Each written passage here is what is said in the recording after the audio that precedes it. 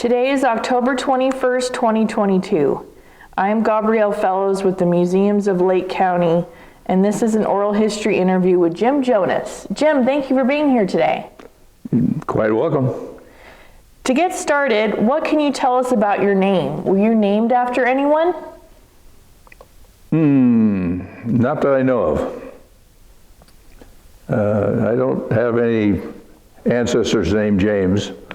My mother and father just decided James for some reason. I wasn't there at the time, so, or I was pretty young. What is your date of birth and how old are you? 131-38, that makes me what, 84? And where were you born? In a hospital in Santa Rosa, California. What were your parents' names? Jack Jonas and Sylvia Jonas. Do you have any siblings? Not anymore. I had a brother, but he's passed. What was his name? Richard. And where did your relatives migrate from? Well, my father's father came from England, Wales, around the Horn, probably in 1880, about that time, and they settled in Occidental, California, which is in Sonoma County, or he did, Noah, and they had Noah and his wife, Lulu. They had about 8 kids. Some died. Anyway, what else do you want to know about that? Where were you raised? Well, when I was born, my father was running the Union Oil plant in Calistoga as a manager. And then they moved him to Soledad. I started school in Soledad during the early part of the war, the big war, World War II, 1940-something. And in the mid-40s, we moved to Pittsburgh, California. And I was there until, I think, the 4th grade. In 1947, he moved back to Lower Lake. And I was 9 years old. And went through the school system in Burns Valley Elementary and Lower Lake High School. Graduated with my lovely wife Gail in 1955. That's about it. What did your father do for a living? Well, he was he was an employee of Union Oil Company to begin with, managing bulk plants. He managed this bulk plant here in Lower Lake in 1934. And then he was moved to Calistoga. That's where I was born when they were there. And there, as I said before, they moved him to Soledad, and then to Pittsburgh. Then after the war, 47, he came back to Lower Lake to take on this plant, the one that's right next door to us right now. Okay. How long was it there for? The plant? Mm-hmm. It was built in the 20s, I think 1922 to begin with. Mm-hmm. So it's been there quite a while. Okay. Who owns it now? I own the ground. There's an outfit called Relodyne that owns the improvements, the tanks and the building and all that sort of thing. But I lease them the property. Oh, okay. What did your mother do for a living? Well, she was basically a housewife, but in the 50s to the 60s, maybe into the 70s, she had a little apparel shop out in Clear Lake Highlands, which is now Clear Lake, called Milvia's, a little dress shop. They call it a department store, but it was just very small. She and a partner, Mildred, and that's how they came up with Sylvia and Mildred, was Milvia's. And she had that store for many years. Oh, okay. Yeah. What do you know about how your parents met? Oh boy, well, it was in Santa Rosa. I'm not quite sure how they met up, but I really don't know how that happened. But I know they got married, and the first thing he did was move her to Lower Lake, and she was a graduate of Tamalpais High School in Marin County, and used to the city and little finer things of life, and Lower Lake in 1934 was pretty rustic, you might say. So she had a little hard time adjusting, but she got over it. And then my dad had the effrontery to bring her back here in 1947, but she adapted. Mm-hmm. When did they get married? May 3rd, 1934 in Napa. What are some of your earliest childhood memories? Oh, I don't know, just bits and pieces. Nothing outstanding that I can think of. Did you have a best friend as a kid? Oh, I had a lot of friends. You know, there weren't many kids in school in those days. We were all good friends. One of my very good friends was Delmar Fellers. He passed away last year. As I say, I've got a lot of good friends from the school years. Unfortunately, a lot of them have passed away already. Oh, okay. Yeah. Did you have any hobbies as a child? Oh, not really. You know, we skied, water skied. We'd ran around the countryside, but I started working when I was 13, so I kind of took care of hobbies pretty much. Oh, what did you do at 13? Well, I started out working in a little service station, fixing tires and that kind of thing, but in high school, I went to work for a printer out in Clear Lake, a place called the Canocti Press, and it was just the owner and his wife and myself, and all through high school, I sat type, and we did a little tabloid newspaper, learned how to be a printer in the old way of doing things. You know, with molten lead to make halftone cuts so we could make pictures in the paper. You know, technology that was outdated even at that time. But it was quite an education. And after school, I went to college in UC Berkeley, and on summers and whatnot, I would drive the fuel truck for my dad, give him a hand. So, as far as the hobbies go, it was just what you did around Clear Lake, you know, go out in the boat and water ski, and that's about it. So what town did you live in high school? Clear Lake Highlands, they called it, which is now the city of Clear Lake. Oh, okay. What was it like back then? Oh, it was a lot of fun, actually. Summers, you know, in the wintertime, everything pretty much died off, but summers were a big tourist attraction.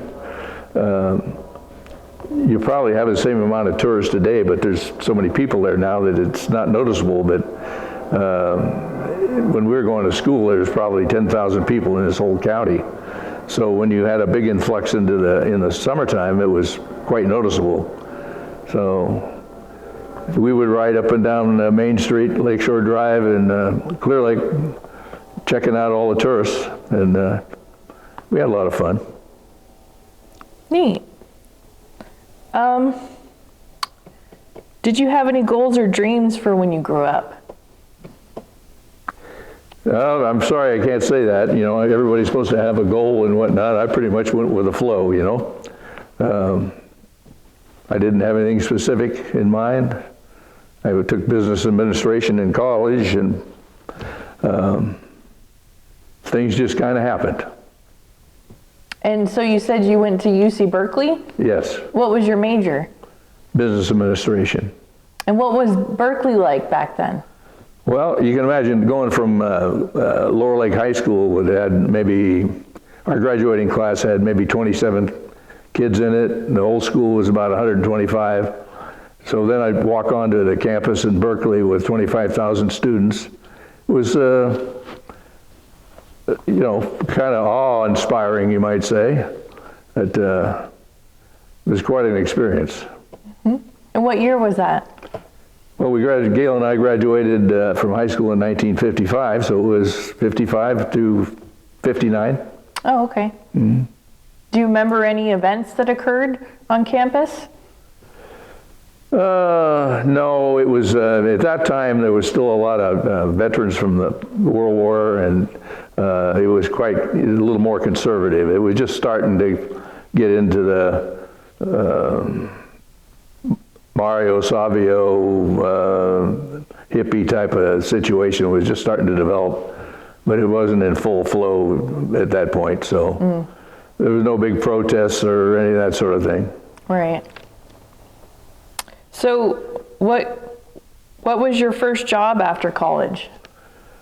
Well, I'm trying to think of the progression. I went to work for Bank of America. Well, actually, I spent one summer up here driving a beer truck. And I was managing a little beer distributorship out in Clear Lake. And then I went back to college, and then after that I went to work for Bank of America as a trainee. I was going to be the president of the bank, you know, in short order, but that didn't quite work out. In the meanwhile, I got married and we had a little child, and my salary was like $300 a month. That was a little tight, so I went back to driving the beer truck and managed the thing up here in Clear Lake. And did that for several years, and then Schlitz Brewing Company came along and hired me as a district sales manager. And we moved to Santa Rosa, and I had the district from the Bay Area up to the Oregon border. Later, I was transferred to Fresno and did the same thing down there, did until the mid-'60s, and then we moved to Livermore, where I became the draft beer specialist for the brewery and traveled 5 western states. And up until 1970, and then my dad was up here running this bulk plant next door, and he had a stroke, and it was just him and one other guy. So I came up on a leave of absence and never went back. I always wanted to get back to Lake County anyway. I like it up here. And so I was happy. I'm happy as a clam, just running around in his old 1948 gas truck. Oh, wow. And then we started to grow it. So. What do you mean? Well, what I mean is that in 1970, we were had that one old gas truck and part-time driver, and very shortly, right next door to up the street where the feed store is now, there was a Shell bulk plant. And in the old days, every town had a Shell and a Chevron and a Union and maybe a Mobil bulk plant. And they all started consolidating. So they closed out the Shell plant. And the operator of that was Earl Wiper and his wife Gwen. And so they went to work for me, and I took their trucks, a bunch of old trucks, but they were a little newer than my old truck. So now that we got a little bit bigger, and they took on all the Shell accounts. And in about 1973, Union Oil had a bulk plant in Lakeport, and the operator up there retired, so I took that on too, and along with their employee. So we got a little bit bigger, and so now we were doing the whole county instead of just half the county. And that went along. Things started developing. You know, the geysers, geysers geothermal area started really coming on. It, 4 or 5 drilling rigs up there all the time, and they started building power plants, and we supplied a lot of the construction guys and that kind of thing with fuel and lubricants and the drilling rigs. And then home stake mining came along, and we really took off then. I mean, it was amazing the amount of fuel we were putting through that plant out over there. We went to, I think we had 4 or 5 employees. We went to about 20, and it was really, the geysers and home stake and everything was really rocking and rolling. So, and the economy around here was booming. All these workers were here. There was probably 2,000 of them out at the plant, at the home stake when they first were developing it. So you can imagine the bars, the restaurants, the motels, hotels, rentals, everything was a going Jesse. And it was good for the community.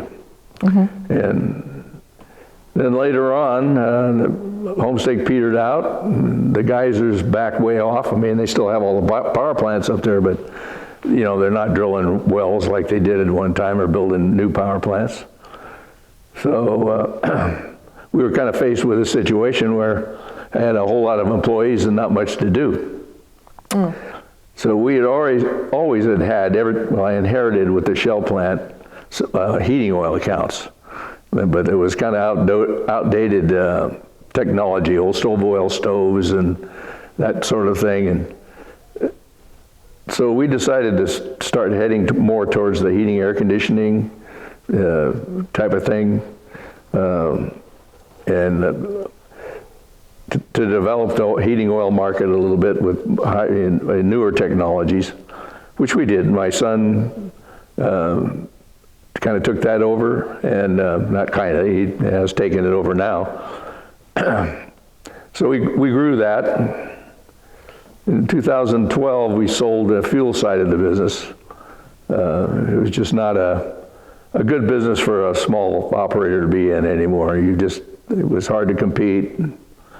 I won't go into all the details, but the prospects for prosperity in that line of work was not real good. So we finally found some guy that was willing to buy it. So we got out from under that.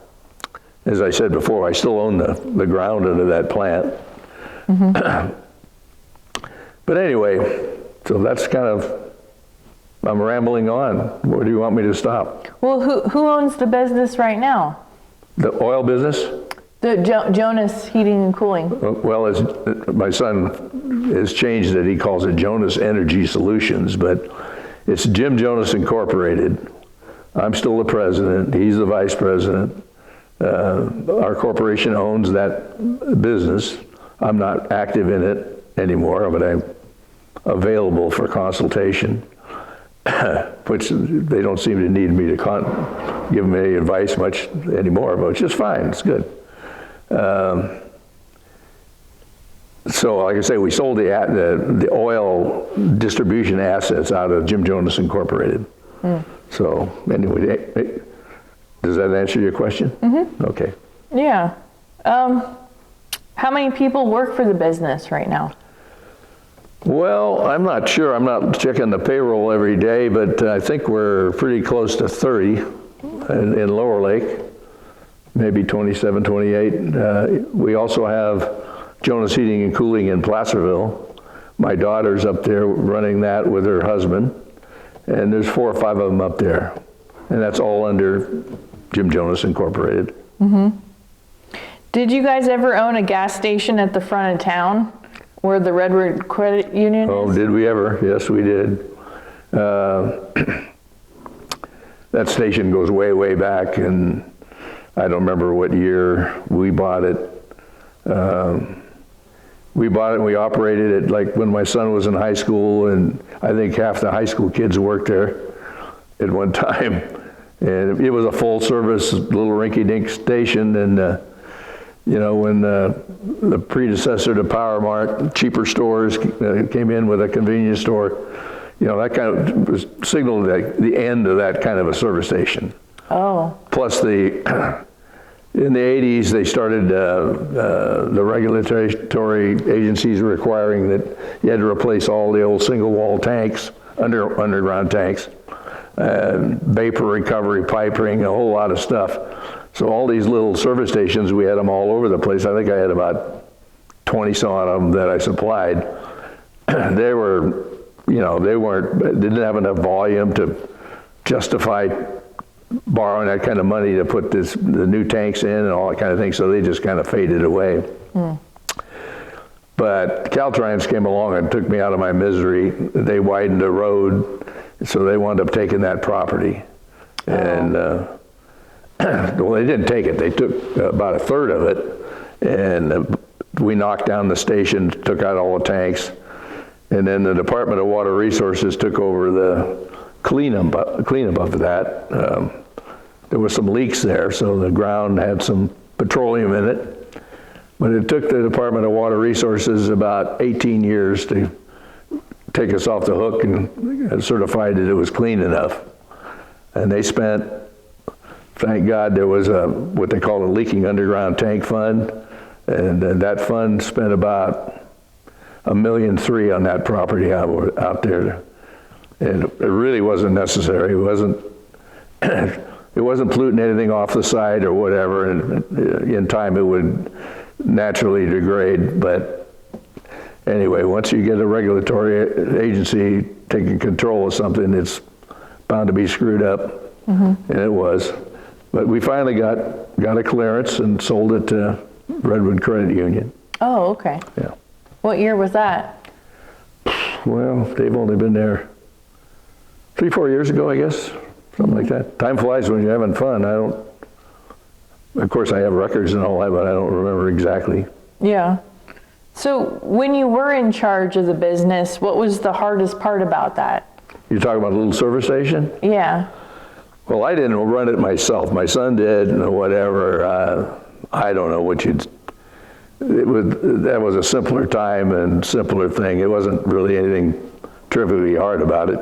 Just, you got to show up and run it. That's it. And as far as the heating and cooling business, what were some of the challenges you had over the years, and how did you overcome them? Well, learning the technology. It was one thing to work on an old stove oil stove. It was pretty simple. But then when you got into thermostatically controlled central heating systems, gun-fired burners, you needed to learn. So my son and I went to school up in Oregon for the heating oil aspect of it, and then Russell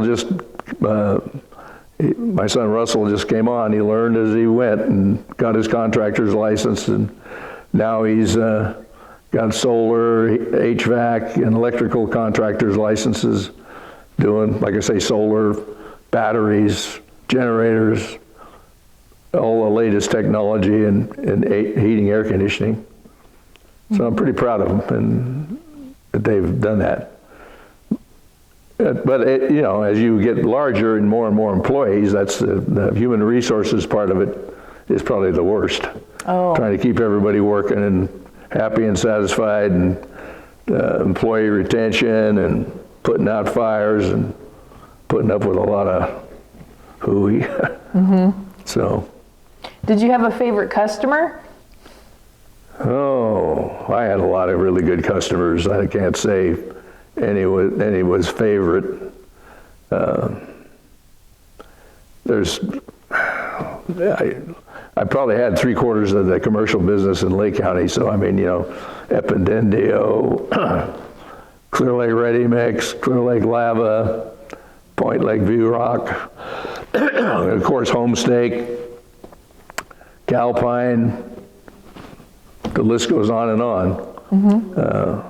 We had some really good relationships with Bill Wilder was the operator of the one-shot mine before at the location of where Homestake is now. We were delivering to him prior to Homestake, and he was a good friend and a good customer too. And he pretty much lucked out when well, it's a long story, but prior to the gold going off the gold standard, it used to be $32 an ounce. Bill knew he had gold and silver in his tailings out there. It was a quicksilver mine. Excuse me. And mining quicksilver was becoming a real big problem because of environmental issues of, the way they did it. They cooked the ore in a rotary furnace, and the vapors went up on condensing towers, and you had, and then the quicksilver would drop out into a tray with lime. Anyway, it was environmentally kind of nasty. And he was in Lake County, so he wasn't getting hit too hard, but it was only a matter of time before he was going to have to go out. But along comes the change off of the gold standard, where the gold price floated upward to $300, $400 an ounce. Then it became feasible to do some mining like Homestake did. So anyway, Bill did pretty well with that when he sold that to Homestake. But to answer your question, I couldn't say that I had anyone favored. I had a lot of really good customers and good friends. So. Do you miss anything about running the business? Oh, yeah, I dream at night. I'm still driving a fuel truck going around, Yeah, I do miss the interaction with the people and whatnot, but, I'm 84 now, so it's kind of time to back away. So, yeah, sometimes I do, but. Yeah. So you joined the Lakeshore Lions Club in 1960. Why did you decide to join? Well, it was just the thing to do around here. That club was, there was a lot of members in those days, and all the movers and shakers in town were in it. My dad was in it. It was the thing to do. And what kinds of things does the Lions Club do? Oh, they donate to just about every charity known to man. Schools, athletic program, music programs. Used to be, we sponsored the Boy Scouts, so that's kind of gone by the wayside. Right now, we're still doing, we're paying for the fireworks out in Clear Lake every summer. Donate to stuff in the parks and whatever. Do you have any friends in the group with you? In the Lions Club? In the Lions Club, yeah. Well, there's not as many left anymore. COVID-19 kind of really screwed everything up to the extent that everybody's just starting to realize, I think. But yeah, when we had to stop holding meetings in person for a while, membership declined. But yeah, I have the guys that are there are all good friends, guys and gals. Because ladies are involved now. Oh, they weren't before? No. Well, that changed, I don't know, 10, 15 years ago, because there's a lot of lady lions now. Oh. But in town here, we actually have the Lioness Club, which is all ladies. And that goes back in the old days when there was no ladies in the Lions Club, and so the wives of the lions were usually in the Lioness. But they now have members of the ladies are not all related to the guys in the Lions. They're doing their own thing. I see. So talk about your involvement with the local fire department. You're on the board of directors, right? I was, way back. Okay. When I came back up here in 1970, my good friends in town here and whatnot said, you need to be in the fire department. It was all volunteers in those days. I said, okay. So we became a volunteer fireman and stayed there, stayed with it for about 18 years until I moved over to Clear Lake Oaks. We used to live in town in Lower Lake here from 1970 until about 87, I guess. Her folks lived over in the Oaks, and her father died. We went over to kind of take care of her mother. And we've been over there for 35 years or so. But anyway, once I moved over there, obviously I couldn't be a volunteer fireman here. But I was also on the board of directors that whole time, pretty much, that I was a volunteer. What did you do as a volunteer? Well, drove a fire truck, run around, pulled hose, and put out fires, or tried to. Actually, we did a pretty decent job. In those days, like I say, it was all volunteers. Nobody was paid. Towards the end, I think the chief was getting $1,100-1,200 a month or something, maybe some health insurance.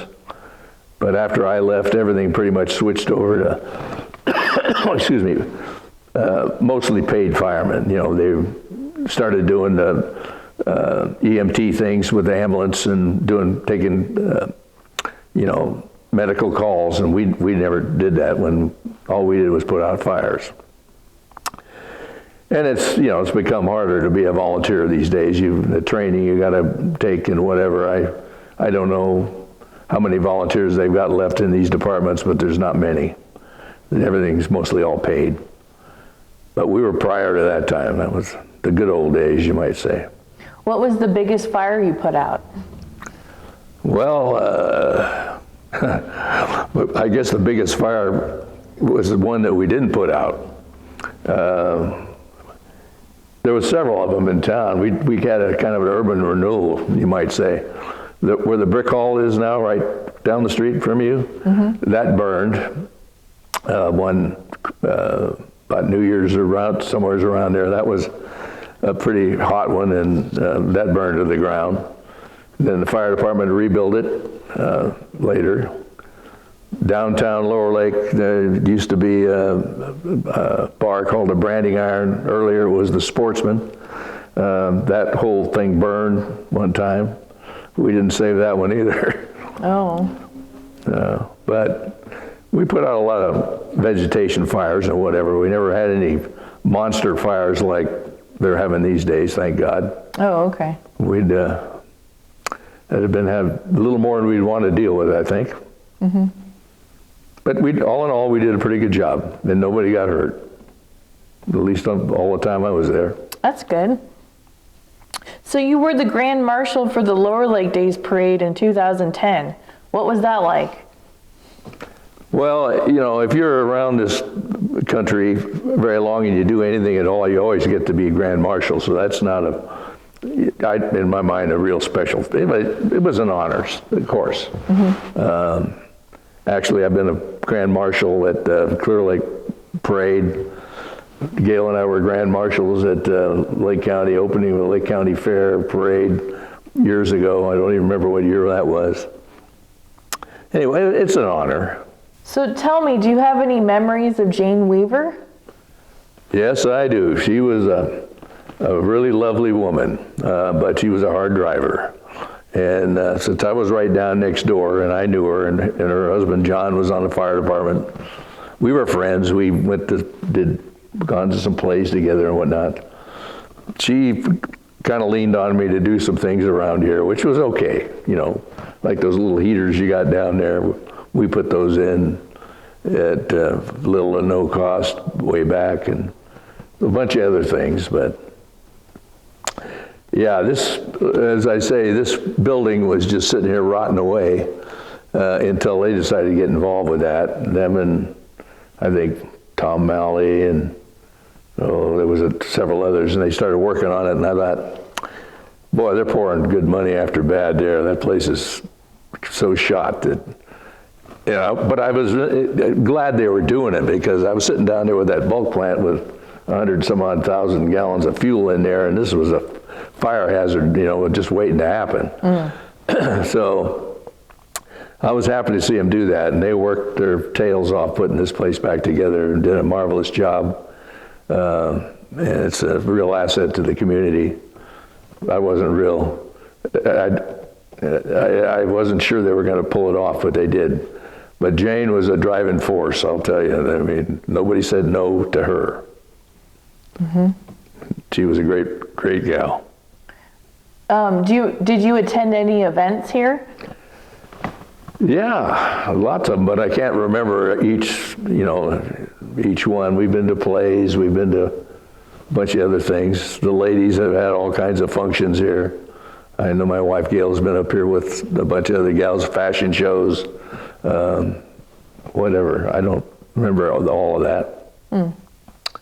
But yeah, it's been good. But like you say, COVID has kind of slowed it down. I don't remember seeing any advertising for any theater or anything like that.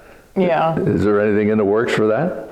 Not that I know of. Oh, okay. Yeah, the Lake County Realtors group is going to be here in a couple weeks for a luncheon.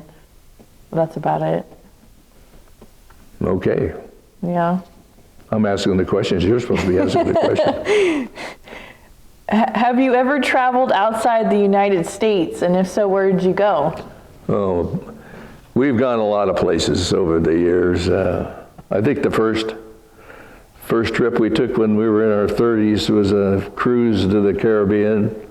So we did all of the Caribbean. We've done a cruise the North Atlantic into Russia, Finland, Estonia. One time, used to be I'd take about 3 weeks off a year. after I got a little bit bigger and then had enough people working that I could get out of here every once in a while. One time we drove all over Northern Europe with another couple. New country every day. I mean, we were in France, Italy, Germany, Liechtenstein, Netherlands, London, England. Another time we drove all over northern Italy with good friends. Let's see, where else have we been? I mentioned Delmar Fellers. He worked for the Bank of America, and he worked his way up to be a vice president, and was transferred over to Hong Kong.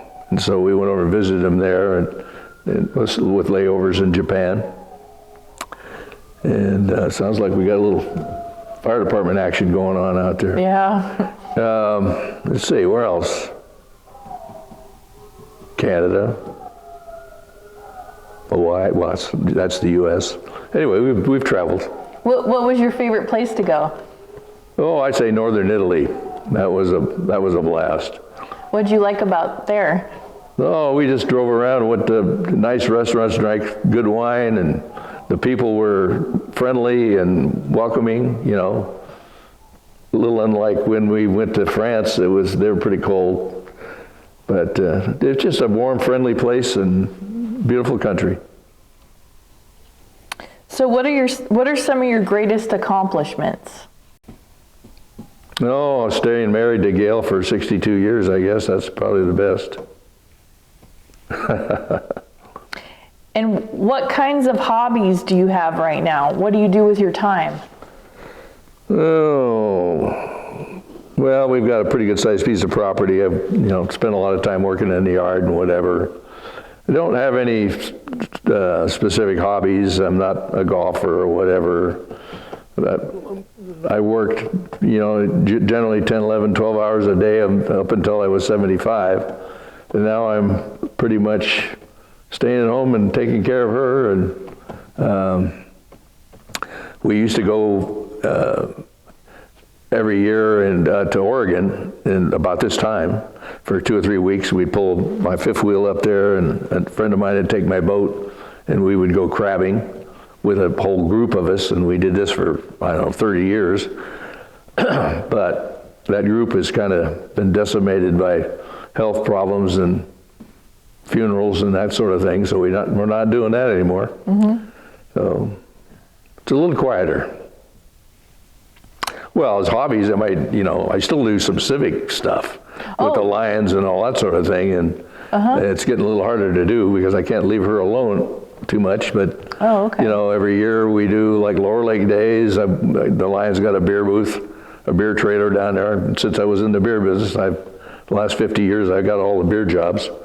So we run that beer booth and donate a part of the money, most of the money, to the Lower Lake Community Action Group. We used to do the cow chip bingo thing, was a fundraiser for the high school. They haven't done that for a few years. Redbud Parade, we have the beer trailer out there for the parade, and vendor show. We raised enough money there to put on the fireworks and fund our charitable stuff. Catfish Derby over in Clear Lake Oaks. My wife was chairman of that for about 10, 12, 13 years. And in the May, we put this derby on, which goes on for about 5-6 days. The Lions has a bar over there. I do the weighing. We have a new chairman over there now, but we raise about $30,000 for the Oaks community and do the fireworks over there also. Oh, okay. So if you say if I have any hobbies, that's kind of my hobbies. There's just doing stuff like that. Yeah. When that derby's on, I'm at it from 5:30 in the morning till midnight for about 4 or 5 days running. Oh, wow. So I don't know how much longer I'm going to be able to keep that up, but we're on tap to do it again. So. Do you go to church? Yes. What church do you go to? Right now we're going to the First Lutheran in Lucerne.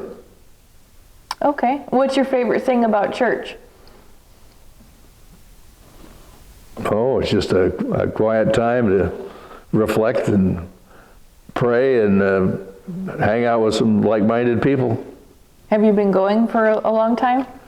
No, we've been doing it steadily now for 10 years or so. I mean, off and on. I mean, I was baptized at St. John's Lutheran back in 1960 or something, but we didn't go to church we weren't regular churchgoers until a few years ago. We had a little more time, I guess, I don't know. Mm-hmm. So, what would you describe as the best day of your life? Oh man, the best day of your life.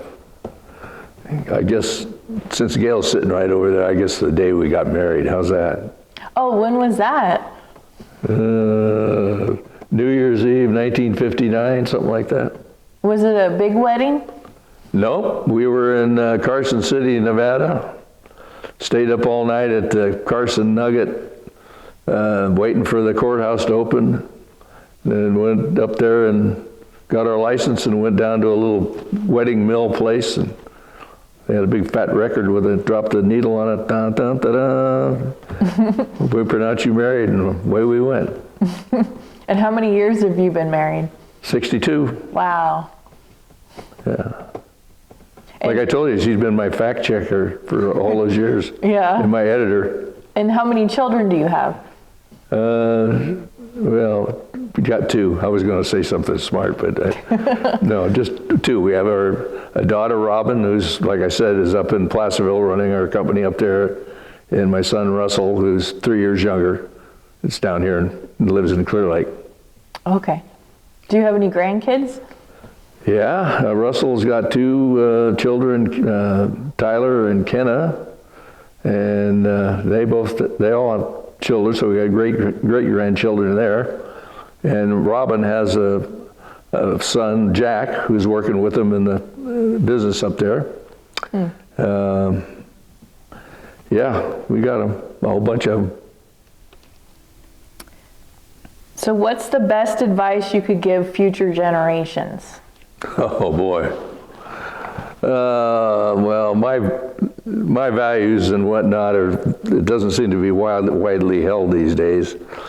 It used to be work hard, pay attention to what you're doing, try to be smarter than the average bear, stay with it, and everything should work. You should work out. I think the work ethic of a lot of younger people these days doesn't hold with that so much. I think it has to do with kind of the feeling that the government's going to take care of you one way or the other. It's when we were coming up, the government wasn't going to take care of you. You better take care of yourself. Mm-hmm. Unemployment, no bailout funds, no stimulus. You didn't have any of that stuff. Mm-hmm. We didn't have the inflation that resulted from all of that either. But right. I had to get a little political thing in there. I'm sorry. And what have I not asked you that you think is important for other people to know about you? I don't set myself up as being a sage or the guy on the mountain that you give all this great advice, but I can't think of anything in particular. Just be good to yourself and be good to others, and just be a decent person. Is there anything else you want to share? I think we pretty much covered it. Well, thank you for taking the time to sit down with me today and for sharing your stories. Well, you're quite welcome.